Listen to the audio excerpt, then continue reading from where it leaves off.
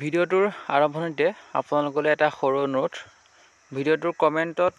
হিচাপে আপোনালোকৰ যিটো টেটৰ মাৰ্ক কেৱল আপোনালোকে টেটৰ মাৰ্কটো আপোনালোকে কমেণ্টত জনাব সকলোৱে টোটেল মাৰ্কটো নজনাব আপোনালোকে টেটত যিমান মাৰ্ক পাইছিলে আপোনালোকৰ কেটেগৰীটো লিখি দিব আৰু টেটত কিমান পাইছিলে সেইটো জনাব আমি এটা এনালাইচিছ কৰি আছোঁ বিশেষ সমীক্ষা কৰি আছোঁ আৰু সেই সমীক্ষাত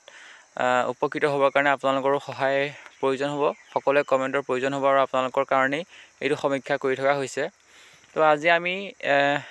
আমি কাট অফ এনালাইচিছ কৰিম পাৰ্ট 1 হিচাপে তো আমি বহুত বেছি এনালাইচিছ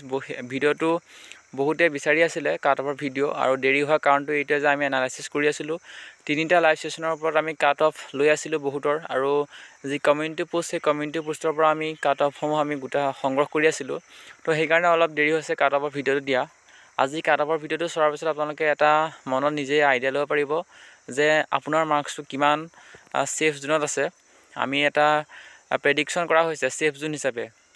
আৰু এই প্ৰেডিকশ্যন যোৱা যি মেৰিট লিষ্ট ফাইনেল মেৰিট লিষ্টৰ যিবোৰ টেটৰ মাৰ্কছ চোৱা হৈছে সেই টেটৰ মাৰ্কছৰ ওপৰত ভিত্তি কৰি বনোৱা হৈছে আৰু মই পুনৰ কওঁ যে কাট অফ এবাৰ বহুত বেছি নোযোৱাৰ কাৰণটো এইটোৱেই যে নতুন চিটেড নহাৰ বহুত বেছি সম্ভাৱনা আছে আমি 95% নাহে বুলি আমি ক'ব পাৰোঁ আৰু এই ভিডিঅ'টো বিএড প্ৰাৰ্থীসকলক ইনক্লুড কৰা নাই বিশেষকৈ অসমত আপোনালোকৰ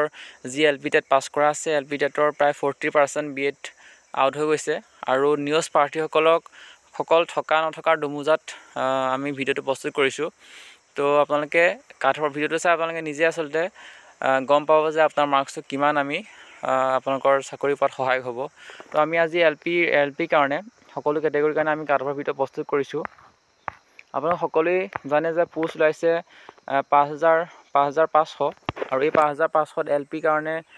3,800 আৰু ইউপি কাৰণে 7,500 এলপিৰ কাৰণে ইউআৰ কাৰণে আছে 1,372টা OBC কাৰণে আছে 484টা STP কাৰণে কিমান আছে বা ST হিলছৰ কাৰণে কিমান আছে আপোনালোক সকলোৱে হয়তো গম পায় এতিয়া আহিলোঁ যে আমাৰ প্ৰথম যিটো কেটেগৰী ইউআৰত এইবাৰ আপোনালোকে যিকোনো ডিষ্ট্ৰিক্টতে আপোনালোকে দেখা পাব যে 58-59লৈকে এটা ছেফ জোন অৰ্থাৎ যাৰ নাম্বাৰ নেকি 58 বা 59লৈকে আছে আৰু যিবিলাক পোষ্টত নেকি ইউআৰৰ পোষ্ট বেছি আছে তেওঁলোকৰ সেই ডিষ্ট্ৰিক্টবিলাকত 58 বা 59লৈকে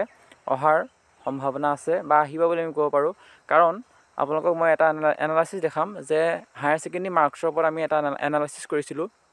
সেই হায়াৰ ছেকেণ্ডেৰী মাৰ্কছত এনালাইচিছত দেখা গৈছিলে যে 85% মানুহৰ নম্বৰ 70%ৰ তলত আছে আপোনালোকে ভাবক যে 85% মানুহৰ প্ৰাৰ্থীৰ হায়াৰ ছেকেণ্ডেৰী মাৰ্কছ 70 তলত আছে তো আমি সেইকাৰণে টেটত 93 এটা এভাৰেজ আৰু হায়াৰ ছেকেণ্ডেৰী 75 ডিএলএডত 75 ধৰিছোঁ 59টো হ'বৰ কাৰণে আৰু প্ৰিভিয়াছ ইয়াৰৰ মতে 212 আছিলে এই মাৰ্কটো গতিকে আপোনালোকে ভাবক গোটেই কথাটো এতিয়া সোমাই আছে হায়াৰ ছেকেণ্ডেৰী মাৰ্কছৰ ওপৰত কাৰণ আমি আপোনালোকৰ হায়াৰ ছেকেণ্ডেৰী মাৰ্কছটো নাজানো তো আমি টেটত 93টো এভাৰেজ এইকাৰণে ধৰিছোঁ যে আমি যোৱা যিটো মেৰিট লিষ্ট ফাইনেল মেৰিট লিষ্টবোৰ আমি এনালাইচিছ কৰিছোঁ কৰাৰ ভিত্তিতহে আমি 93টো ধৰিছোঁ ইউআৰ সকলৰ এটা এভাৰেজ নাম্বাৰ কিন্তু হায়াৰ ছেকেণ্ডেৰীত বহুত প্ৰাৰ্থী ইউআৰ এনেকুৱা ওলাব তেওঁলোকে 100টো পাইছে হয়তো কিন্তু তেওঁলোকৰ হায়াৰ ছেকেণ্ডেৰী 75 নাই বহুতৰ হয়তো 70 তলতো আছে ডিএলএডত কিন্তু তেওঁলোকে 75 পাইছে কিন্তু হায়াৰ ছেকেণ্ডেৰী 75ৰ তলত আছে তো যি কি নহওক আমি ক'ব পাৰোঁ যে ইউআৰ সকল 58লৈকে যিকোনো এখন ডিষ্ট্ৰিক্টত বিশেষকৈ যিখন জিলাত পোষ্ট সৰহকৈ আছে 58লৈকে তেওঁলোক সম্পূৰ্ণ এটা ছেফ জোন বুলি আমি ক'ব পাৰোঁ অসমৰ শিক্ষা ব্যৱস্থাত কি হৈ আছে আপোনালোকে হয়তো নিজে গম পাইছে কেনেকুৱা মাৰ্কিং ছিষ্টেম হ'বলৈ গৈ আছে কি হ'বলৈ গৈ আছে আপোনালোকে নিজে হয়তো গম পাইছে তো আমি এতিয়া আহিলোঁ OBC সকলৰ কাৰণেও আমি ঠিক তেনেকৈ যি আমি এনালাইচিছ কৰিছোঁ মেৰিট লিষ্ট এনালাইচিছ কৰিছোঁ সকলোখিনি এনালাইচিছ কৰি 86 এটা আপোনাৰ এভাৰেজ ধৰিছোঁ 75 ধৰিছোঁ হায়াৰ ছেকেণ্ডেৰী আৰু 75 ডিএলএডৰ ক্ষেত্ৰত ধৰিছোঁ এইবাৰ OBC বহুত বেছি প্ৰাৰ্থী কিন্তু আনৰিজাৰ্ভত সোমাই যাব আনৰিজাৰ্ভত কেলৈ সোমাব কাৰণ OBC বহুত প্ৰাৰ্থী আছে 90 তেওঁলোকে পাইছে মই 86টো মই এভাৰেজ ধৰিছোঁ তেওঁলোকে 90 পাইছে আৰু 90 পাই যদি কেনেবাকৈ 75 বা ডিএলএডত যদি 70 আছে তেওঁলোকে আৰামত ইউআৰত সোমাই যাব ইউআৰ আপোনাৰ যি পোষ্ট আছে সেই পোষ্টত সোমোৱাৰ যথেষ্ট সম্ভাৱনা আছে সেইকাৰণে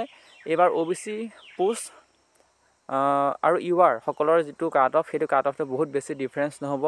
প্ৰায়বিলাক ডিষ্ট্ৰিক্টতে OBC আৰু URৰ সমানো হয়তো যাব পাৰে, কাৰণ এইবাৰ OBC বহুত প্ৰাৰ্থী যাৰ নেকি 90 ওপৰত আছে, তেওঁলোকে যিকোনো প্ৰকাৰে আনৰিজাৰ্ভত সোমাবই, কাৰণ যিকেইখন জিলাত পোষ্টটো বেছিকৈ আছে সেইকেইখন জিলাত OBCসকল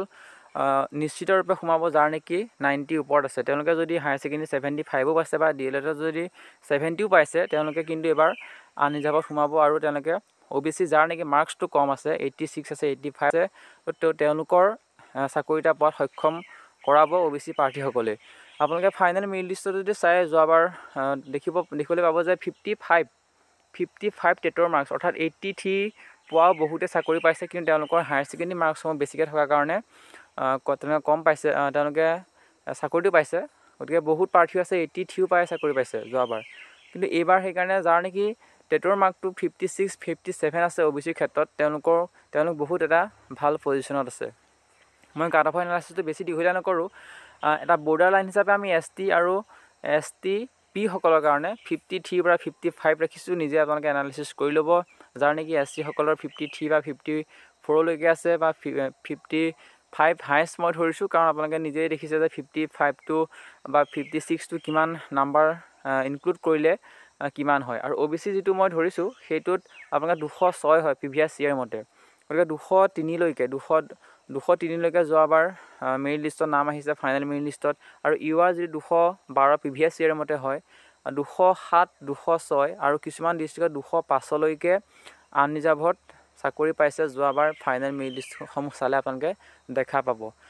কিন্তু এইবাৰ বহুত আপোনালোকৰ পজিটিভ চাইন এইটোৱেই যে নিউ চিটেট নহাৰ সম্ভাৱনা আছে আৰু BEd সকল নায়েই। গতিকে এইবাৰ আপোনালোকৰ বহুত বেছি কাট অফ নাযায়। আপোনালোকে ভাবি নাথাকিব মনতে, আপোনালোকে সন্দেহ হয়তো হ'ব পাৰে, হোৱাটো স্বাভাৱিক, কিন্তু মই আপোনালোকক সাহস দিছোঁ যে আপোনালোকে যিটো মাৰ্কছ লৈ আছে সেইটোৰ ওপৰতে চাকৰি এটা পোৱাৰ আশাটো কেতিয়াও এৰি নিদিব। মই এইটোৱে ক'ব বিচাৰোঁ। আৰু ST হিলছ আৰু PWD সকলৰ পাছ কৰা মেবি সকলোৱে চাকৰি পাবলৈ সক্ষম হ'ব, কাৰণ তেওঁলোকৰ পোষ্টবোৰ থাকি যায়, কিছুমান পোষ্ট থাকিয়ে যায় PWD আৰু ST হিলছ সকলৰ কাৰণে। আৰু T টাইপছ এবাৰ মই ইনক্লুড কেলৈ কৰা নাই, T টাইপছৰ মাৰ্কছসমূহ আমি পোৱা নাই, কাৰণ এবাৰ নতুনকৈ ক্ৰিয়েট কৰা হৈছে, সেইকাৰণে আমি T টাইপছৰ ওপৰত বনোৱা নাই। পৰৱৰ্তী সময়ত বনাবলৈ আমি চেষ্টা কৰিম। আৰু OBC টেটৰ যাৰ 56 57 প্লাছ নাম্বাৰ আছে, হায়াৰ ছেকেণ্ডেৰী হয়তো তেওঁলোকৰ যদিও তেওঁলোকৰ হায়াৰ ছেকেণ্ডেৰী বা DLEডত কম আছে, 57 প্লাছ যাৰ নাম্বাৰ আছে OBC, তেওঁলোক এটা ভাল পজিশ্যনত আছে। আগন্তুক কাট অফ বা তেওঁলোকৰ যি মেৰিট লিষ্টৰ নাম অন্তৰ্ভুক্ত কৰিবলৈ যথেষ্ট সক্ষম হ'ব। আৰু মই UR OBC SC সকলৰ ওপৰত মই বহুত বেছি এনালাইচিছ কৰিহে আচলতে ভিডিঅ'টো প্ৰস্তুত কৰিছোঁ। গতিকে আপোনালোকে লাইক কৰিব, কমেণ্ট কৰিব, এতিয়ালৈকে চেনেলটো ছাবস্ক্ৰাইব কৰা নাই ছাবস্ক্ৰাইব কৰি ল'ব, আৰু লগৰ বন্ধু বান্ধৱীৰ সৈতে শ্বেয়াৰ কৰিব,